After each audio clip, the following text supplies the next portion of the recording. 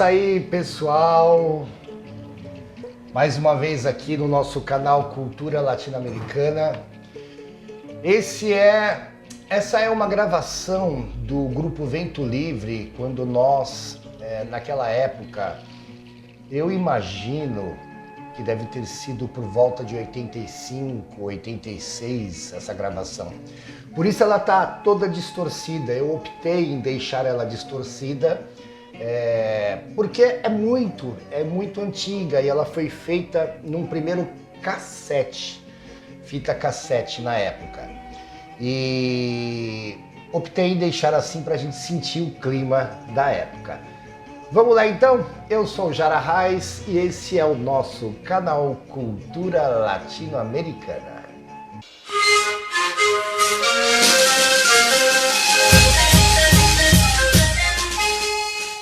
Bom, como eu havia dito, naquela época era tudo muito precário. O Vento Livre foi um grupo formado, como eu havia falado no primeiro vídeo, em 1984. Era tudo muito difícil, nós não tínhamos condições financeiras, não tínhamos material, era uma luta muito grande. Eu lembro até hoje que o meu primeiro charango era um charango feito de quiriquincho. Quiriquincho seria a casca do tatu. E por sorte foi um charango muito bom. E eu havia pego um charango emprestado com esse professor que eu tive, boliviano, para tocar. E nós começamos a tocar ali na Barão de Itapetininga, na 24 de Maio, nas redondezas, né? Viaduto do Chá. E eu até contei essa história, nós passamos a conhecer vários músicos da época que tocavam na rua também. E eu lembro que numa passagem, foi um sábado de manhã, nós iniciamos a tocar. Iniciamos por volta de 10 horas da manhã, tocando ali na 24 de maio. E quando foi 5 da tarde, nós fomos fazer a contagem de quanto foi arrecadado. E eu lembro que naquela época, olha, sem brincadeira nenhuma, mais ou menos uns R$600 para cada músico, tá? Por quê eu digo isso? Porque no mesmo dia nós fomos até a casa de José Bolívia e compramos da mão dele um charango de marca Panosso boliviano, um charango de quiriquincho, casca de tatu, muito bom, um som maravilhoso. Aliás, eu tenho muitas saudades daquele charango. Eu paguei mais ou menos esse valor na época, uns R$600. Então era a média da arrecadação diária de quem tocava na rua naquele momento, né?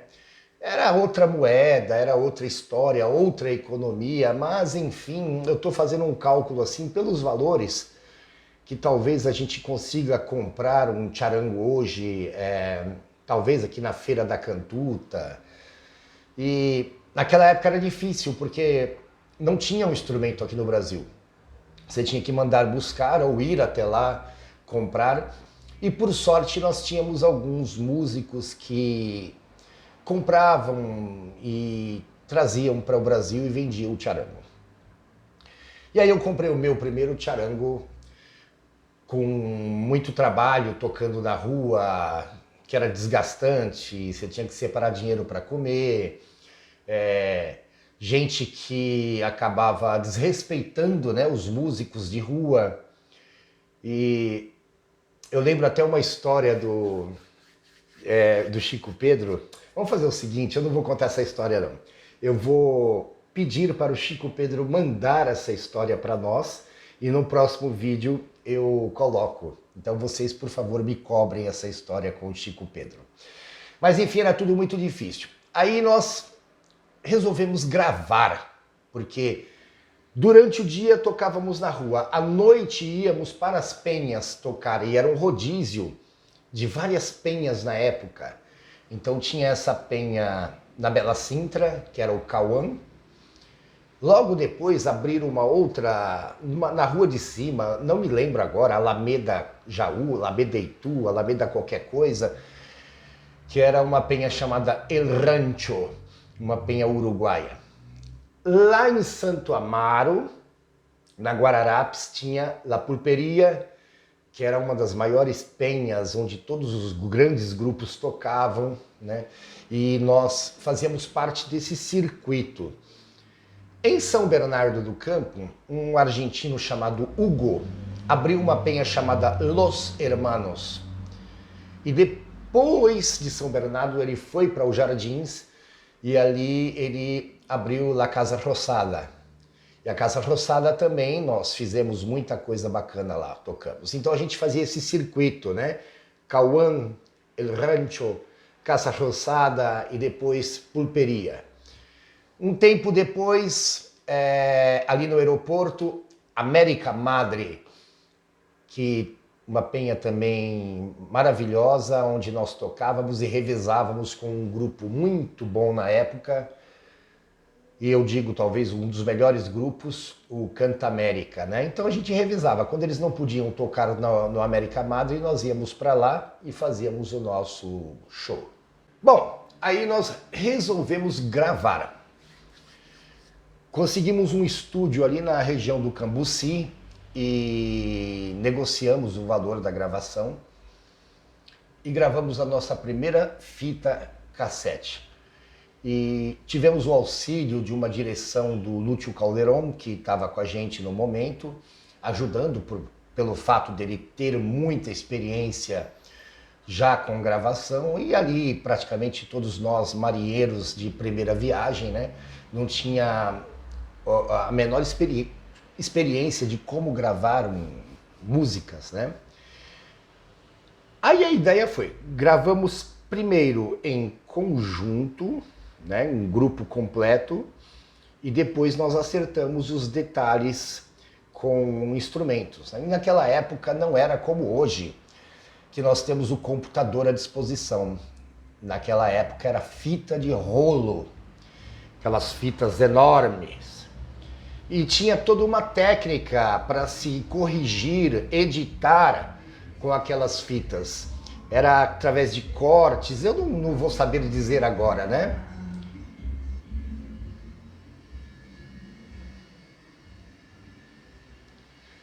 Mas tinha toda uma técnica, era diferente de hoje, por exemplo. Hoje nós gravamos uma música, vamos lá.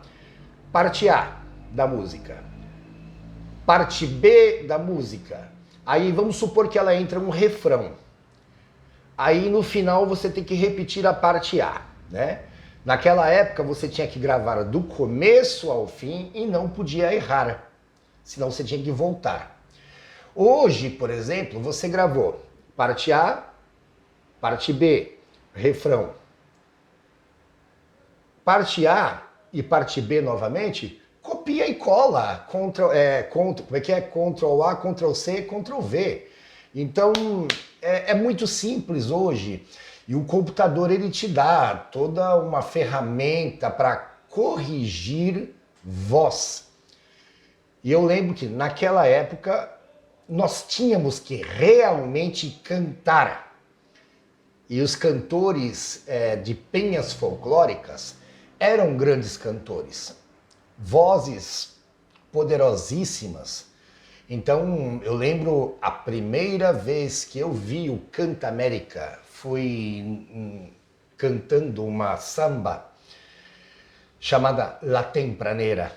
E quando eu ouvi aquela samba, eu simplesmente sabe aquela brincadeira que a gente fala que a boca caiu? Existe, realmente existe, tenho certeza disso. Eu fiquei dando risada sozinho, de tanta beleza, tanta técnica. O poder vocal daquele grupo era uma coisa absurda. E foi a primeira música que eu ouvi com eles. Então, imaginem, para se cantar naquela época, e detalhe, não existia aparelhagem de som como hoje. Então, uma penha, você cantava, como se diz, no gogó. O público ali ficava quieto para ouvir você cantar.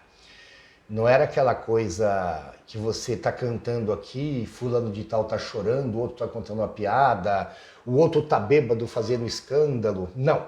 Naquela época o povo ia ouvir, porque era um trabalho muito belo, muito bacana. Então, para terem uma ideia da potência das vozes, né? Então, na gravação isso ajudava, porque nós tínhamos já a música ali, ó, no pé da letra, ensaiada, com técnica, cantando de maneira firme, harmoniosa, e raramente nós tínhamos que voltar uma música, grava de novo, não, não ficou bem, vamos gravar outra vez. Não, porque ali era tudo na raça, né? Então nós gravamos esse primeiro cassete do grupo Vento Livre. Fizemos, se eu não me engano, 10 canções, incluindo um resgate que fizemos de uma canção gaúcha, porque afinal de contas também o nosso folclore brasileiro, o nosso folclore gaúcho faz parte desse grande repertório latino-americano, né? E chamado Potro Sem Dono, se eu não me engano. Enfim, eu vou, gente, até conversar com o Farinha, com o pessoal, para a gente tentar resgatar essas canções com uma nova edição, né? Já trabalhando com a edição moderna, com as ferramentas que nós temos hoje para gravação. E resgatar essas canções do Vento Livre, porque ali nós tivemos canções maravilhosas, como essa mesmo que nós iniciamos, Chuya, que é um instrumental de samponhas, com charango, com quenas, Potro Sem Dono, Samba de Mi Esperança, alguns taquirares bolivianos que a gente também fazia esse resgate da música folclórica boliviana, que era muito bacana, porque a onda no momento era aquela coisa de você ou canta as músicas de conteúdo político, que era Inti Illimani, Quilapayún, ou então você cantava folclore argentino, porque as grandes casas que estavam aqui eram casas uruguaias ou argentinas, né? Ou então o que tinha na época era Los Carcas, Savia Andina, grandes grupos da Bolívia que eram internacionais, né? Faziam sucesso internacional. Então a gente pegava essas canções folclóricas que ninguém ouvia, que não era de mercado, porque eram canções folclóricas da Bolívia, como Taquirares, que era de Santa Cruz de la Sierra, canções mais folclóricas de Oruro, de Sucre, enfim. Nós fazíamos esse resgate todo. E como era muito forte também a parte de sopros com Ademar Farinha, o Mariano na época, então nós trabalhávamos os arranjos voltados para esse potencial que nós tínhamos, que era quenas, samponhas, e samponhas a gente sabe que tem várias qualidades de samponhas e vários tamanhos de samponhas. Então nós dávamos prioridade para esse trabalho instrumental. Aliados também com a parte vocal, que era a parte que eu trabalhava. Então era tudo muito difícil para se comprar um instrumento, para se comprar uma corda, para fazer uma troca de cordas, porque dependíamos de vários detalhes. Naquela época, eu tinha aproximadamente 15 para 16 anos. A minha mãe já estava maluca comigo, porque imagina, uma criança, um garoto de 15, 16 anos tocando na noite. Mas aí eu estava acompanhado também com meu irmão, que era maior na época, e o Farinha também era maior.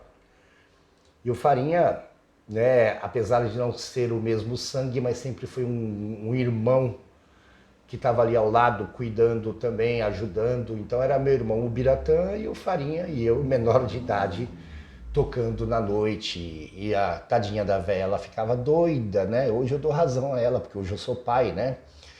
E a gente pensa que vai escapar, não, não escapa não. Hoje eu sou pai e eu sei como que é isso. Mas tive total apoio dos meus pais nesse sentido. E maravilha, gravamos essa fita, aí fizemos os lançamentos, né? Era lançamento em tal casa, e lançamentos em teatros, né? Aí começamos a marcar alguns teatros municipais naquela época. Para marcar um teatro, eles tinham uma série de exigências. Você tinha que ter uma matéria em jornal, já de um evento passado, você tinha que ter um folder, um currículo, um release do trabalho com fotos, com apresentações que foram feitas. Enfim, como que a gente ia conseguir isso se a gente tocava na noite? E a noite não te dá matéria em jornal, não te dá nada, né? Aí batemos aqui no Teatro Clara Nunes em Diadema, na época, e eles recusaram uma data, porque nós não tínhamos nada, nós não tínhamos material. Aí o argumento era, poxa, nós não temos nada porque nós estamos iniciando o nosso trabalho agora, começamos recentemente. Não, tem que ter foto, tem que ter matéria em jornal, tem que ter release, tem que ter uma gravação, e a gente já estava providenciando essa gravação e tentando... Aí eu lembro que fomos em São Bernardo do Campo, que era ali no Teatro Cacilda Becker, São Bernardo do Campo. E conversamos na época, não era Secretaria de Cultura, era Departamento de Cultura, era uma coisa assim, né? Aí falamos, olha, somos de um grupo da cidade de Diadema. Na realidade eram vários lugares, o Pepe era do Tatuapé, o Farinha de Guaianazes, eu, o Bira e o Mariano era daqui de Diadema. Aí explicamos a situação para a pessoa lá, para o agente cultural, falou, olha, passamos no Clara Nunes, eles queriam que nós tivéssemos matéria no New York Times, né? E, enfim, La Nación, no Clarim. Aí eles falaram, vamos fazer o seguinte, terça-feira à noite para vocês, tá bom? Aí eu falei, opa, terça-feira à noite? Melhor do que nada, né? Aí eles liberaram uma data no Teatro Cacilda Becker, em São Bernardo do Campo, e fizemos uma terça-feira à noite. Quando fizemos esse show, eu lembro que deve ter tido umas 80 pessoas na plateia, já era uma vitória pra gente. Afinal de contas, um grupo que estava começando, né, há quase 40 anos atrás. Aí fizemos aquele show, tivemos, pelo Departamento de Cultura de São Bernardo, tivemos acesso a, na época, o jornal que era o Diário do Grande ABC. Aí saímos, acho que na primeira página do Diário do Grande ABC, já recolhemos aquele recorte de jornal, e depois nós ficamos sabendo que tinha alguns jornais de comércio na região que havia saído matéria nossa. Aí recolhemos também, pegamos os cartazes que a Prefeitura de São Bernardo do Campo havia cedido uma quantidade boa pra gente, para divulgar, né? Olha só o tratamento. E aí nós voltamos aqui em Diadema, no Clara Nunes, aí chegamos lá já com uma outra cara, de uma outra forma. Aí eles aceitaram. Mesmo assim não deram uma data. Colocaram a gente para fazer a abertura e o encerramento de um festival de música sertaneja. E aí nós fizemos essa abertura e esse encerramento. E a partir daí, então, nós tivemos toda uma história pela frente com o Grupo Vento Livre. Vamos lá, gente, curta o nosso canal e eu vou contar mais outras histórias do nosso trabalho. Fiquem atentos aí, curtam, se inscrevam no nosso canal, divulguem, passem o canal para os amigos curtirem, principalmente o pessoal daquela época que conheceu o nosso trabalho. E nos próximos vídeos eu vou contar um pouquinho mais de histórias e até futuramente convidar alguns músicos para a gente estar batendo um papo e conversando sobre a música latino-americana aqui em São Paulo, aqui no Brasil. Gente, um beijo no coração de cada um de vocês e até a próxima.